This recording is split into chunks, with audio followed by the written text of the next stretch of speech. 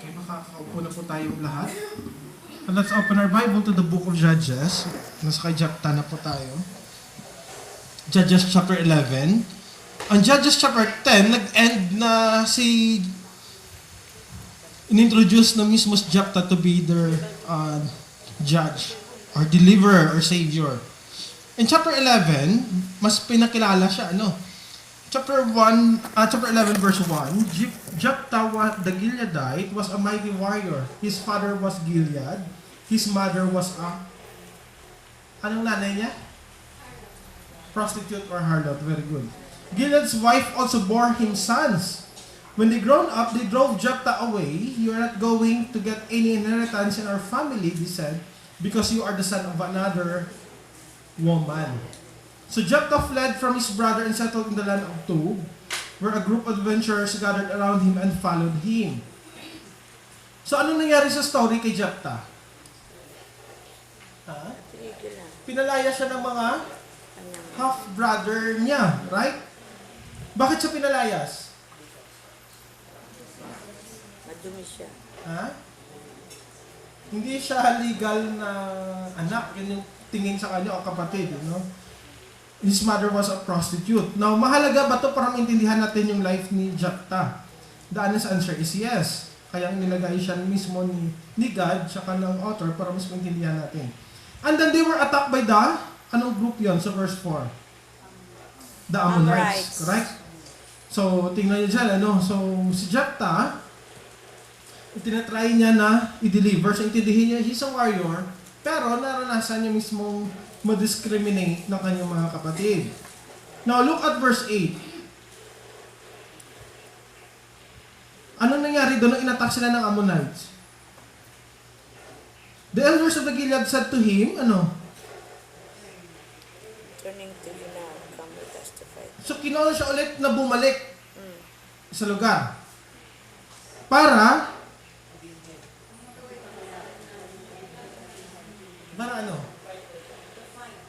Bakit? Bakit si Jephthah ang gusto nila? Kasi magaling. Very good. Kasi sa verse 1 nga, sinabi na he was a great warrior. Now, of all the judges, it started with Jephthah na hindi na binanggit na si God yung nag-call sa kanya. Nalala niyo yung mga previous na judge? Na si God mismo nag-appear sa kanila at tinawag sila to be a judge. This time si Jephthah iba. Yung tumawag sa kanya is yung kanyang mga relatives sa family mismo ng Gilead. Pero, yun, nag-usap-usap sila, and then nag-agree si Jephthah with the conditions na meron siyang trade Anong condition ni Jephthah para pumayag?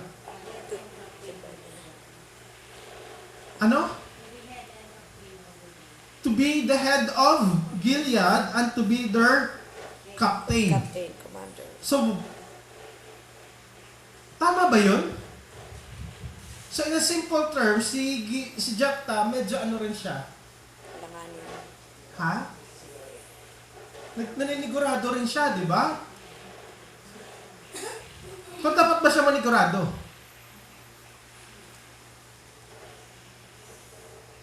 Dapat hindi. Natinala ako ng wife ko. Dapat ba siya manigurado?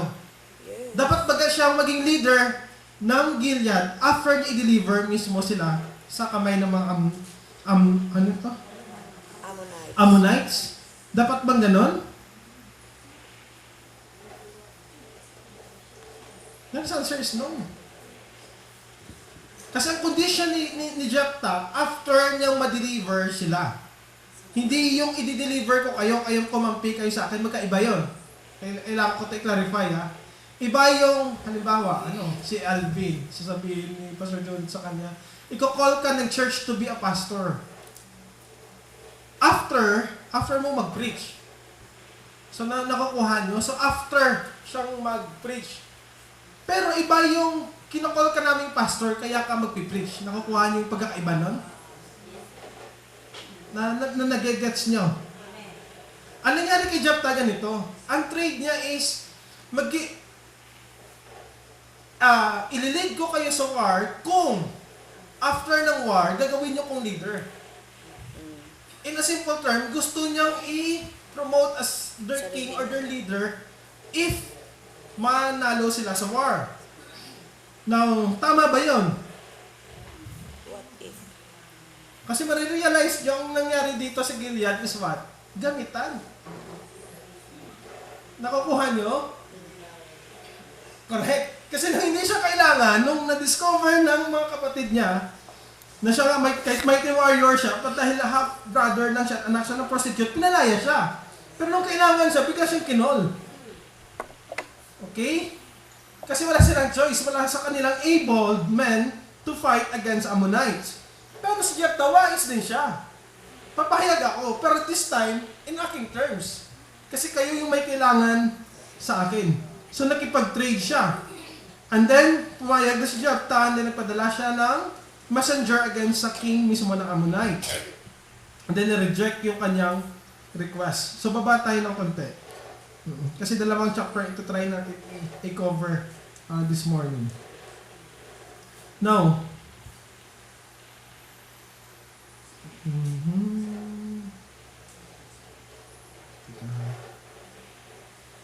kasi pinapractice ko pa ito na magamit yung bagay na to. Nag-uusap sila, hanapin yun. Ito. Verse 29, tingnan nyo. In summary, sabi niya sa verse 28, the king of Ammon, however, paid no attention to the message of Jephthah sent to the messenger niya. Verse 29, tingnan nyo, ano nangyari? Alam ni Jephthah. Alam ba niya na nag-dwell sa kanyang spirit? Alam niya. O hindi?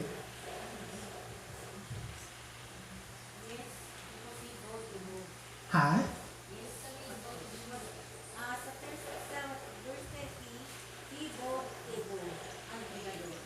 He made a vow to the Lord. Okay. Ito yung mga magagandang ano, sige. Una-una, hindi alam ni Jephthah, nag-dwell sa kanyang spirit. Sino nakaalam? Yung author. Tayo lang nakaalam yan. Kasi dapat, paano sasabihin ng author na nalaman ni Jephthah na nag-dwell sa kanyang spirit? Pwedeng ilagay niya dyan na probably I realized that God dwell on me or the Spirit empower me. Supposed to be ganun yung language niya kasi maintindihan niyo yun sa previous na mga chapters. Pero this time, nag-dwell sa kanya yung Holy Spirit or the Spirit of the Lord para i-empower siya. And then he made a vow. What is his vow? If you give the Ammonites into my hands, whatever comes out of the door of my house to meet me, when I return in triumph from the Ammonites, will be the Lord's, and I will sacrifice it as a burnt offering. Now, sabi ni nanay kanina, nag-indwell sa kanyang Holy Spirit, kaya siya nag-made ng vow. At ito yung kanyang vow. Anong nangyari doon? So, nanalo sila sa war? Pagka-uwi niya, verse 35, sinong sumalubong sa kanya? Sino sumalubong sa kanya? Ha? His only, Yung ano, di ba? Child. child. Which Ay, nga is pala. his daughter. Kaya nga ang galing ng text, ano nilagyan talaga ng exemption, tingnan nyo sa verse 34, except for her, he had neither no son nor daughter. Ano nangyari sa kanya nung nakita niya yung kanyang daughter? Wala. Ano na siya, hindi niya pwedeng baliin. Natuwa ba siya? Na. Hindi niya Ha? pwedeng baliin yung kanyang Verse 35, anong sabi doon? He tore his clothes and cried, "Oh my daughter, you have made me miserable and wretched, because I have made a vow to the Lord that I cannot break." Akala ko ba ang Holy Spirit yung nag-dwell sa kanya, sabi kanina ni nanay, nag-lead sa kanya para mag-made ng vow. Bakit ngayon, ang sabi pa naman niya doon, i-offer niya kay Lord at ipapatayin niya. Tama ba yon? Tama ba yon? Hindi ba ganun yung vow niya? Papatayin niya yung daughter niya as birth offerings?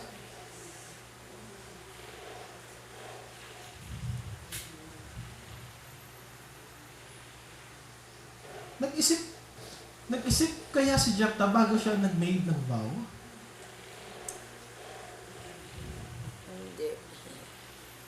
Naisip ba niya na pagka-uwi niya, hindi naman servant yung sasalubong sa kanya? Hindi anak niya. Di ba, Mike? Or what if, hindi nga naman anak niya kung servant, papatayin pa rin ba niya? Yes, kasi yun ang ano niya. Kasi kailangan nating intindihin sa Book of Deuteronomy, Leviticus, bawal sa kanila ang human offering. Hindi ba isa to sa identity or part ng law nila na bawal yung child offering? Bakit hindi inalaw ni God na i-intervene mismo yung vow ni Jephthah? So si God tatanggap ng human offering? Mabuti hindi yun yung ginawa namin ni Pastor Jonet. No? Yung unang babae na papasok sa church, yun yung aming papakasalan. Ipamasok lalaki. No? ano ba? Kasama na babae. O babae. Kasi babae lang hindi na-determine kung tao o hayop. Okay. Now, if you have NASB, sino may NASB? Actually, makakatulong yan yung NASB. May part dyan ng technicalities dun sa kanyang sinabi. Sino may NASB? Na translation. Lahat kayo na IB? Si Pastor Joe, di ba may NASB? Okay, pag binasa mo sa, balikan natin yung verse 31, when you read NASB, ang mababasa niyo doon, I will offer it to the Lord, or it will be belong to the Lord, or I will sacrifice it as a burnt offerings. Hindi niya nilagay and. Mahalaga ba yun? Yung and tsaka or? Yes. Bakit? O sige, yun. So, medyo grammar tayo para mas technical. Yung or, meron Pagpipilian. Correct. Kung and, wala, pareho. Yun, nandyan sila ni Pearl. Yan, mga magagaling sa English natin. Now, sa Hebrew kasi, ito yung problem sa translation. Wala talagang word for but. Ang word for but and tsaka or is isa lang yun. Kaya minsan mahirap mo i-distinguish yun. Kaya nga kailangan ng technicalities. Minsan gagamitin mo pa yung word na then. Minsan mababasa nyo yun. Pero pag binasa mo siya from a literal na Hebrew, magiging and pa rin yun. Kaya lang dahil doon sa thought mismo ng author. So ang totoong nangyari dito is ganito. Ang sabi talaga ni Jephthah sa vow niya, kung tao, parang ganito yun, kung tao ang papasok dyan, i-offer ko siya that she will be belong to the Lord. Parang i-offer ko siya kay God. Pero pag hayop, i-offer ko siya as burnt offering. Nakakuha nyo? So si Jephthah, hindi siya nagkamali sa vow niya. Ang pagkakamali niya lang doon, hindi niya pinag-isipan na ang magiging anak niya. Bakit nangyayari ito? Kay Jephthah, bakit niya ginawa yung vow? Tapos kadadating lang sa kanya ng Spirit of the Lord, bakit niya ginawa yun?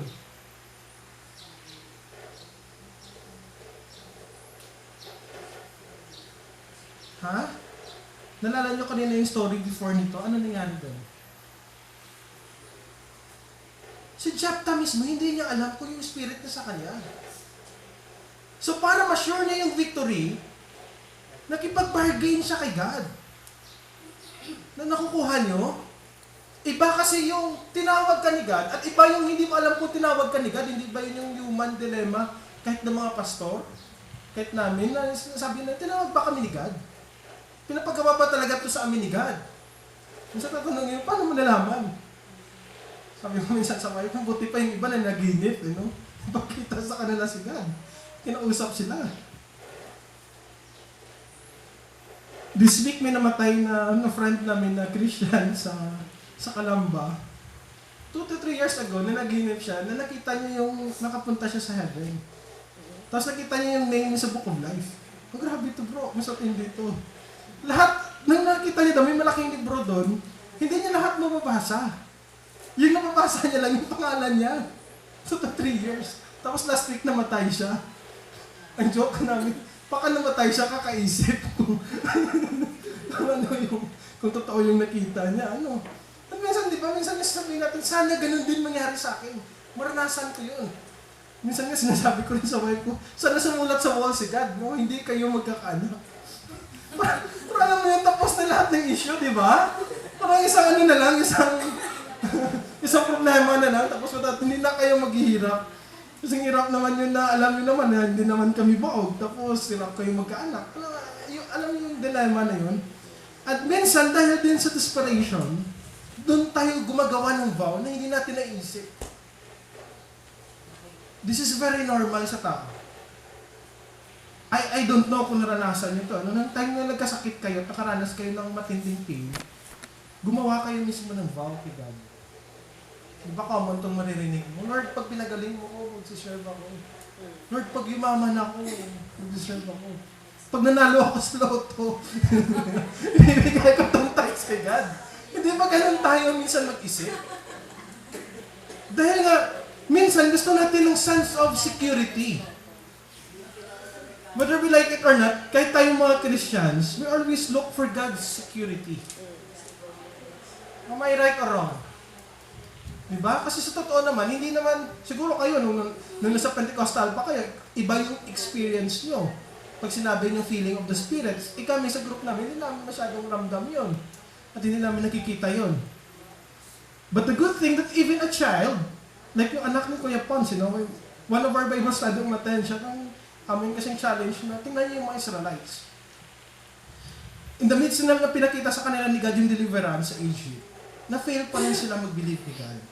At ang sabi ni Sean, yung pangalay ng anak ni Kuya Pons, supposed to be whether you feel God or not, you see God or not, you should believe that God is God.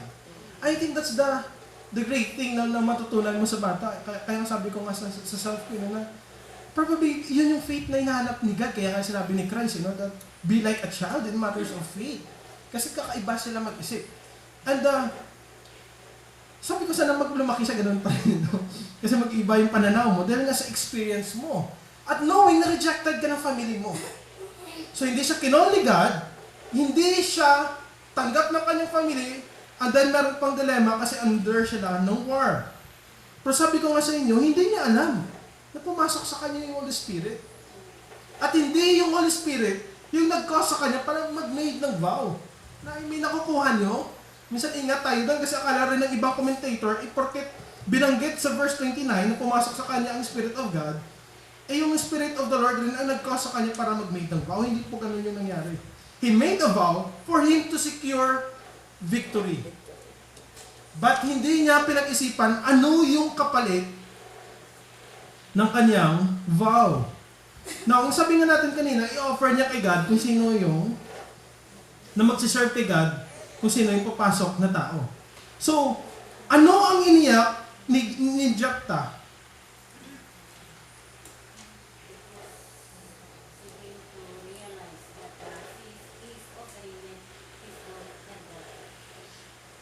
Okay, kung i-offer niya, ano ba yung problem pag i-offer niya yung kanyang daughter kay God? Ha? Ay, yung daughter niya. Oh, so anong problema dun? Okay, kasi yung daughter niya mismo magsiserve full-time sa temple at hindi na makapag-asawa. Kaya baba tayo ng konti, no? Tingnan niyo yung nangyari.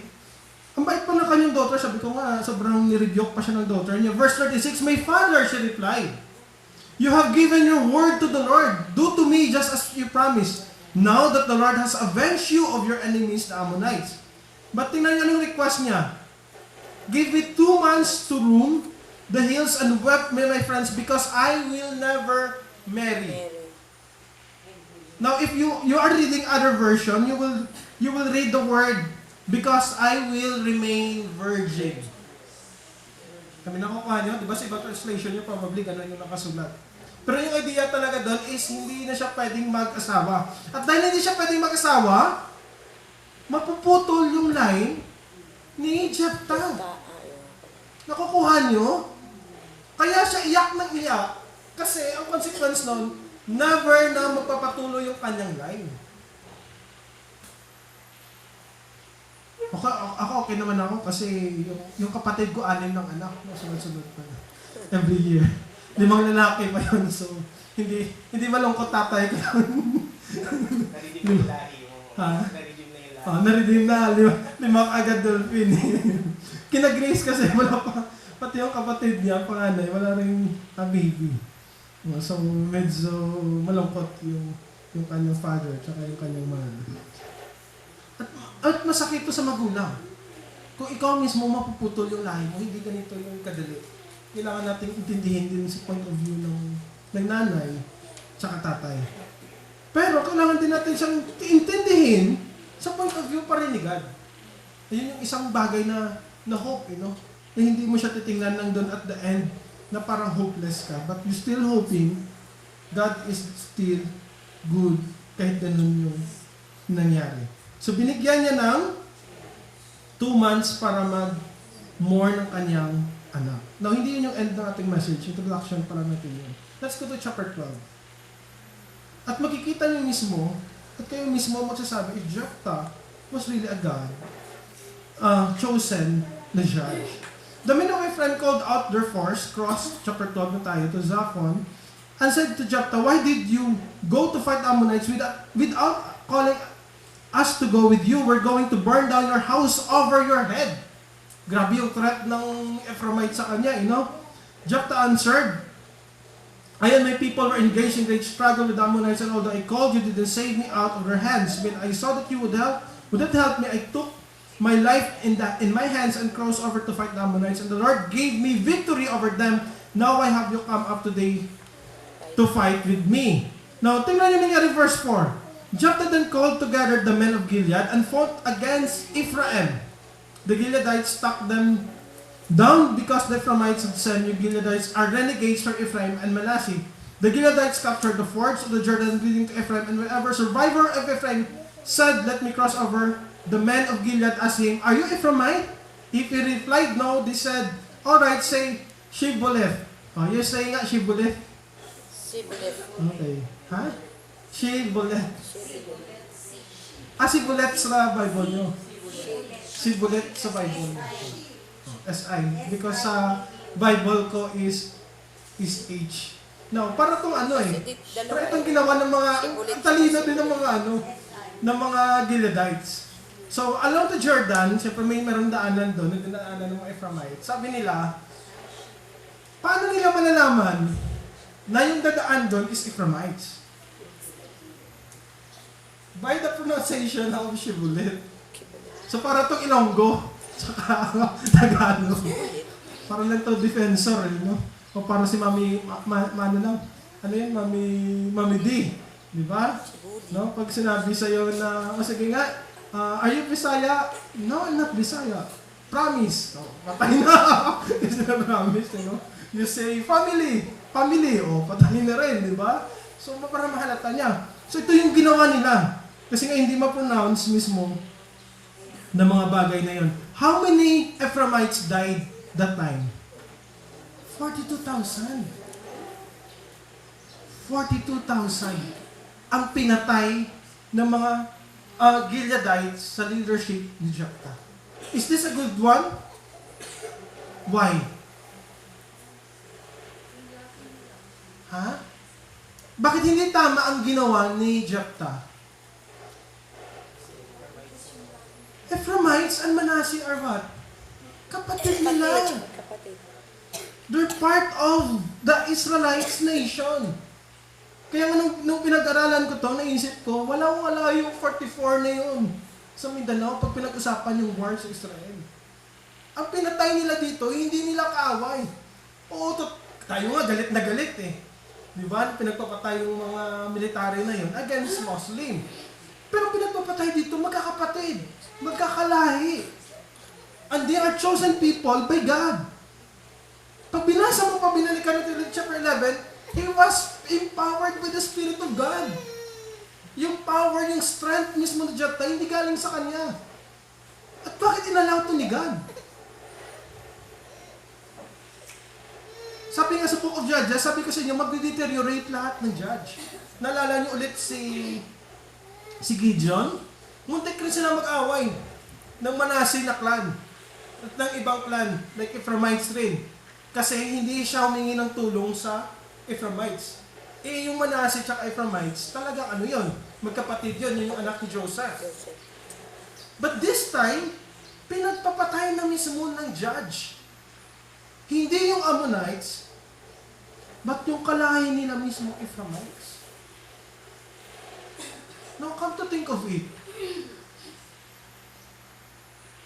nagkamali ba si God na pinili si Jephthah?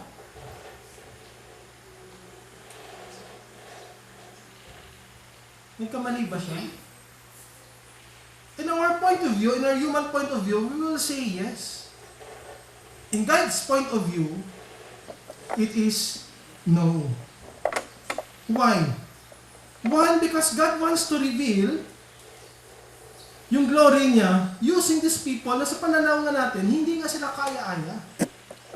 Minsan kasi sa ating pananaw, lalo pagdating na natin kay Samson, we will be humbled na minsan ang pananaw natin, even sa leadership, both sa church and even sa government, naka-based doon sa kanilang good works, sa kanilang performance, sa ating ideal that these people will remain in a high moral standard. In God's point of view, iba siya. Isipin niyo to. Magdidwell sa kanya yung Holy Spirit, knowing that on a certain days or months probably, papatay siya ng 42,000 na Ephraimites. Was God really in control? Yes.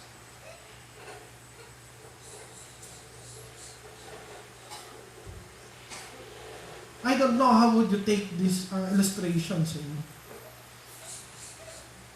Minsan nga kasi na brought up tayo sa idea that God's people would always behave the way they should behave. But we forget that God's people are still sinners and still able to commit even the gross sins na hindi natin ma-imagine. At sana yun yung isang bagay na mabuksan yung ating isipan. Because all of us was saved by grace, and it was still by the grace of God that we were able to do things na pleasing sa Kanya.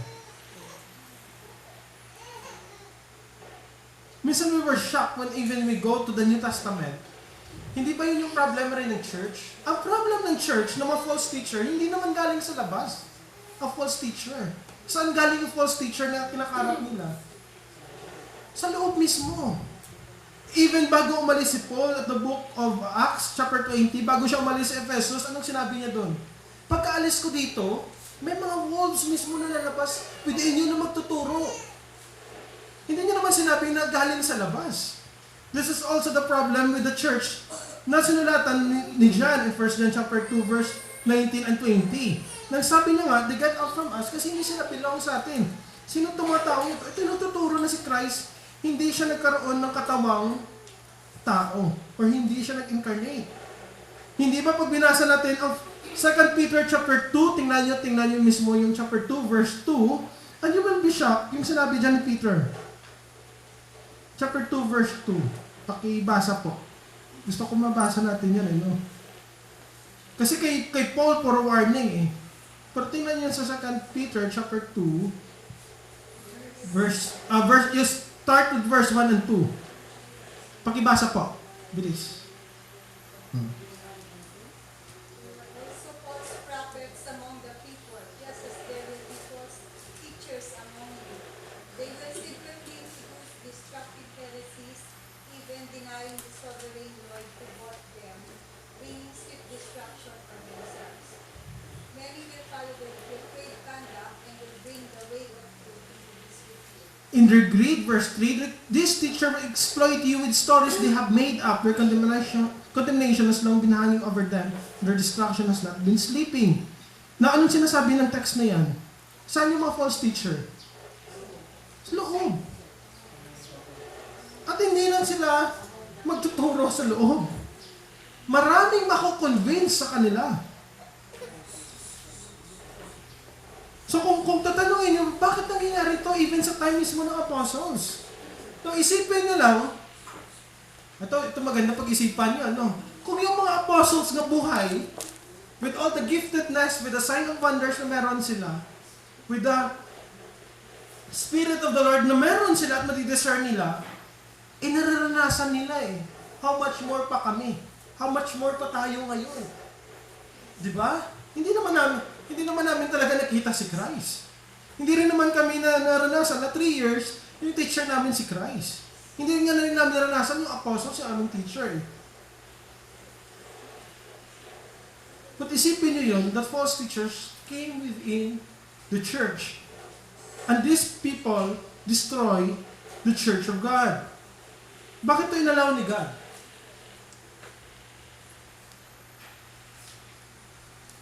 Bakit yan inalaw? Sovereign pala si God eh. Hindi ba ang tinuturo ni God, protektahan yung church? Protektahan yung fellowship of believers? Eh bakit may mga events sa scripture na nangyayari ito? Natutulog ba si God? Nalingat ba si God? Ganun ba yung nangyari doon? The honest answer is no. He is still sovereign and He is still glorified in the midst of what is happening with them. Why? Because people are just fulfilling the purpose of God at the end. Ito yung isang mystery na minsan din natin maintindihan. In every event of our life, whether it be good or bad, God is just fulfilling His purpose sa atin. And in our standard, it may not be good, but in the standard of God, it is always good and pleasing in Him. Am I right or wrong?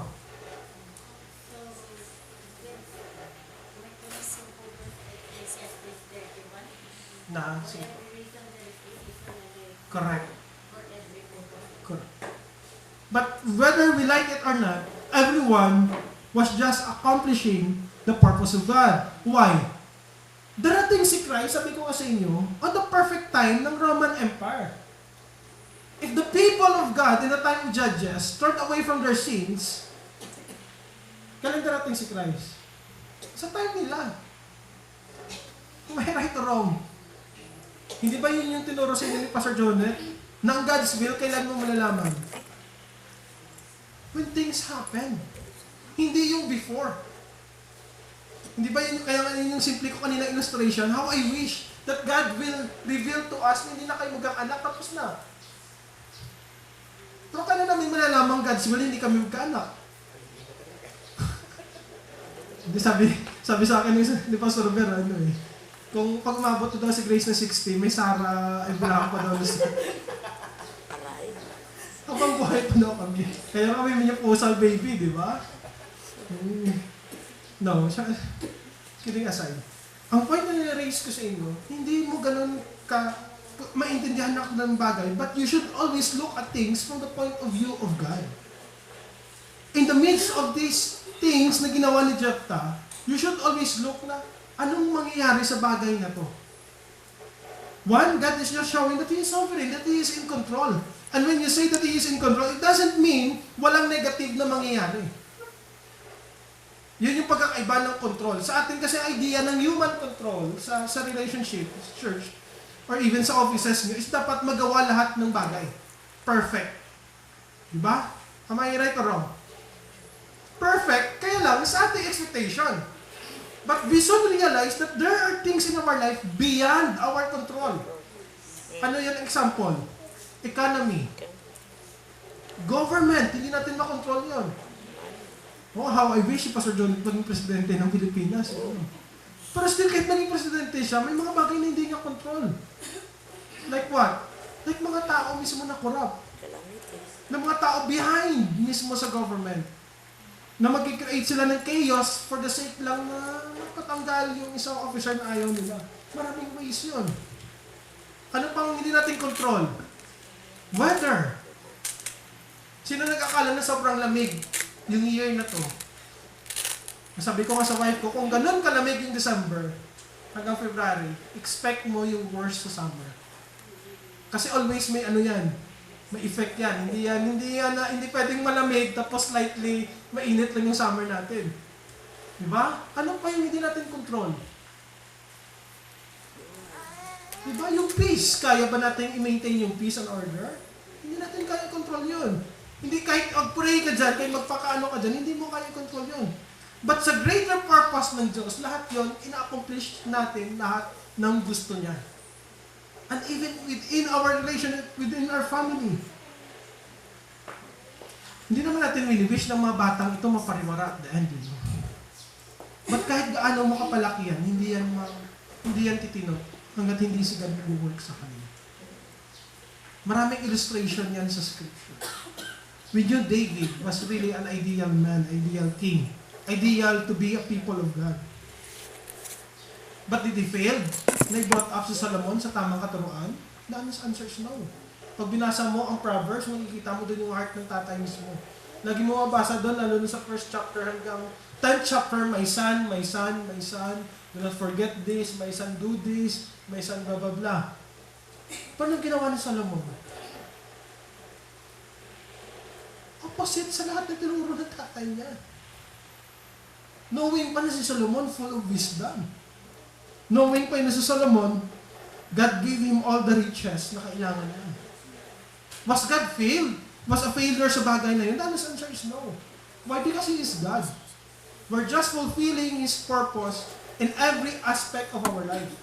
Kaya ma-realize natin, in the end of ng ating buhay, masasabi mo, all things work together for good. Pero pag binalikan mo yung text na doon, ang sinasabi doon, we knew that God worked all things for our good. Hindi ako, hindi ikaw. Kaya minsan may mga untoward incidents sa ating life na hindi natin makontrol. The person that died, yung friend namin nga sa Calamba, meron siyang anak, hiniwalayan siya ng kanyang husband kasi nung nanganak siya ng twin din na lalaki, nagkaroon siya ng heart enlargement.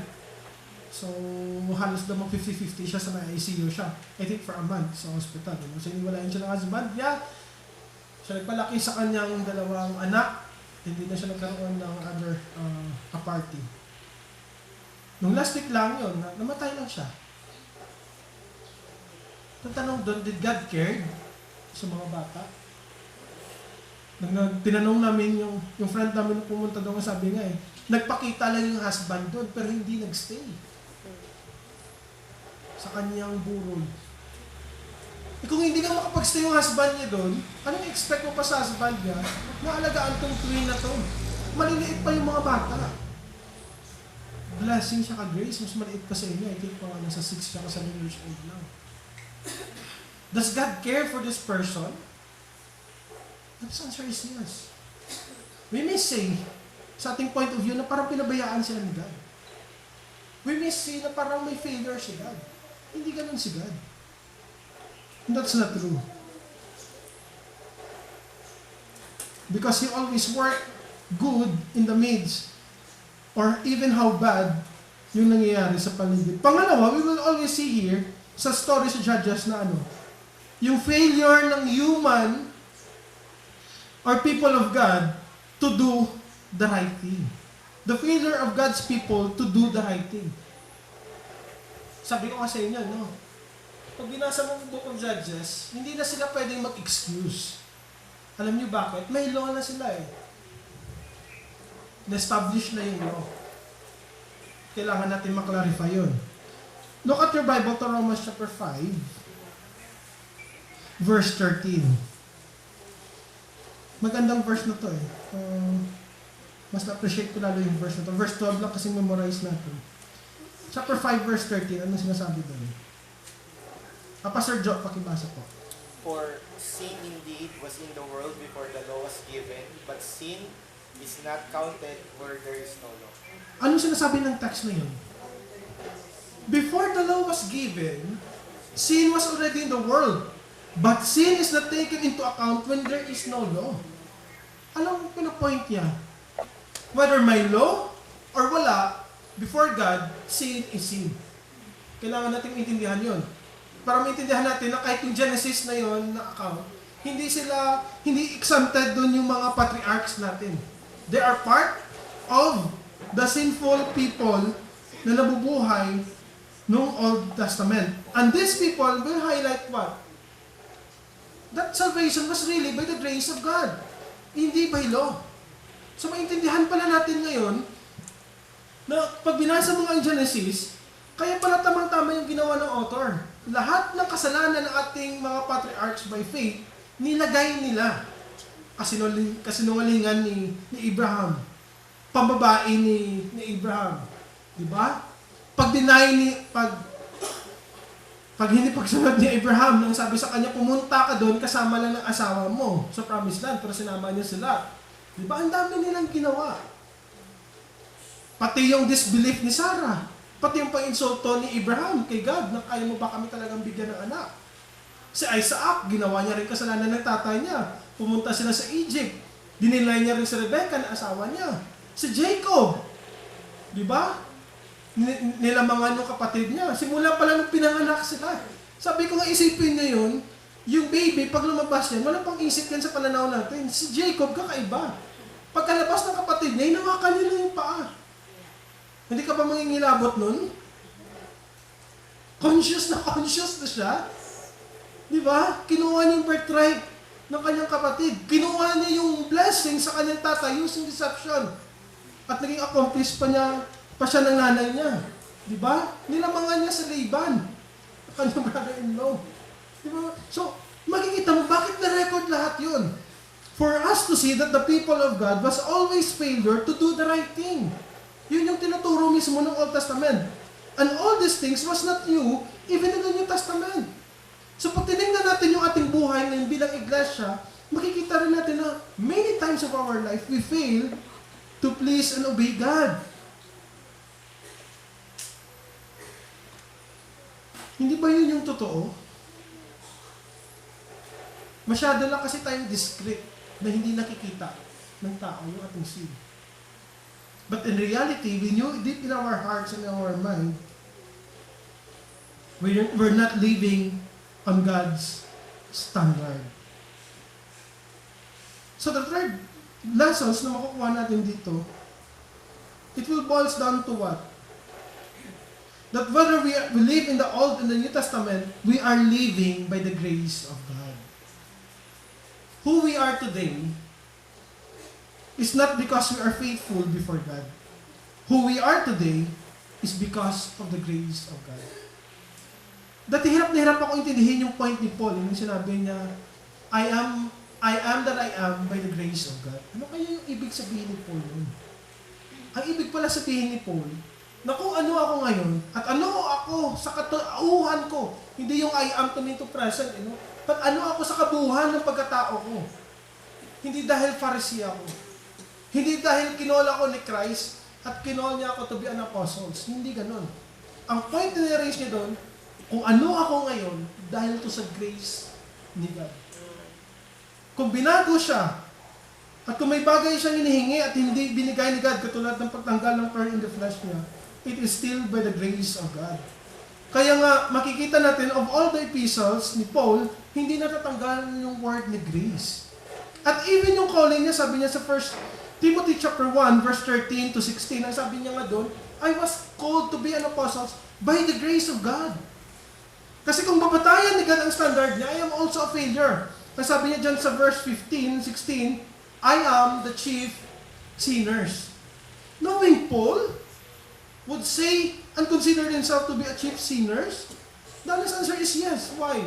He understand that what makes him to be an apostle, so what made him to be a people of God, is not because of his goodness. It is not because of his faithfulness to obey yung calling niya to be an apostle. Hindi dahil na marami siyang established church. Hindi dahil na-evangelize niya ang Gentile na community.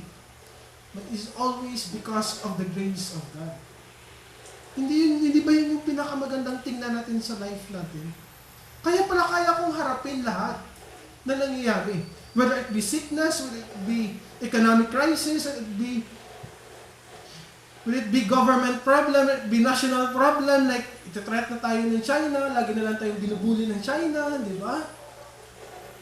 Still, we will survive not because of our goodness, and all the more not because of our prayer, but it's all because of the grace of God. What made us to believe God, it is because God caused us to believe in Him. What made us to be faithful, because first and foremost, God counted us already as faithful. Akala kasi natin, lahat nagagawa natin. At kaya minsan, hindi nawawala sa atin yung idea ng kayabangan. Kaya minsan, lumalaki talaga yung ating ulo at ating puso dahil akala natin, dahil niligtas tayo by grace, akala natin, ang galing-galing na natin sa ibang tao. No. Kaya nga mahiya tayo kay Paul, that even Paul considered himself to be the chief sinner. Next month, we will be discussing Samson. And I want you to read. Please read. Kasi si Samson, 4th chapter ng Judges yung kanyang kukuhanin. Chapter 13, 14, 15, 16. Please read, and I will give you a quiz. Ayun. Ang hindi makakasagot, ayan. Bubulagin din katulad ni Samson kasi nagbasa. Ay, hindi po. Huwag kayong mag-ano. Okay, please read the book of Judges, chapter 13 to 16. It is the life of Samson. And you will discover more worse than Jephthah. Worse than all the judges na mababasa niyo sa scripture. But you will be shocked how God used him for His glory. Let us all pray. Lord, in our standards, we see that you are not in control. Sometimes we even question if really you are God who is powerful and is able to do magnificent and good things. But all these things was based on our standard. But we forgot that you are God. You are the sovereign ruler of the world. There are many things and mysteries in history, in the life of Israel and even the life of the church, and even in the future of the church, na hindi namin alam. But we knew that you alone know all these things. That all these things will boil down toward your good purpose, your glory.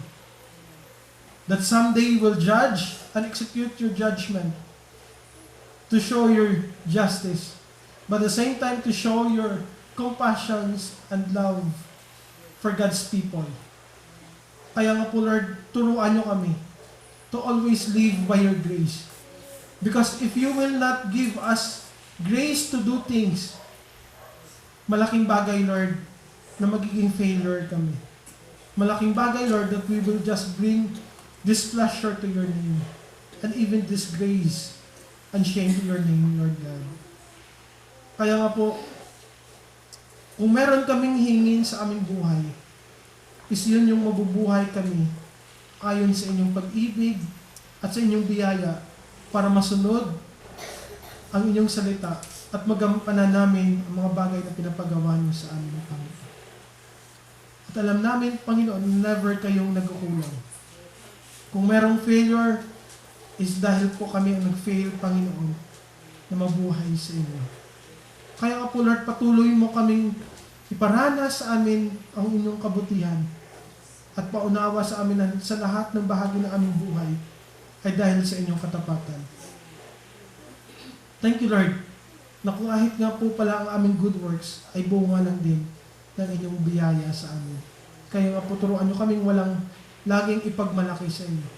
But rather, turuan nyo kami lagi kayong sambahin, purihin, pagkatiwalaan, at mahalin bilang aming Diyos at bilang Ama namin na nasa langit. Salamat po, ito yung aming dalangin, Jesus' name. Amen.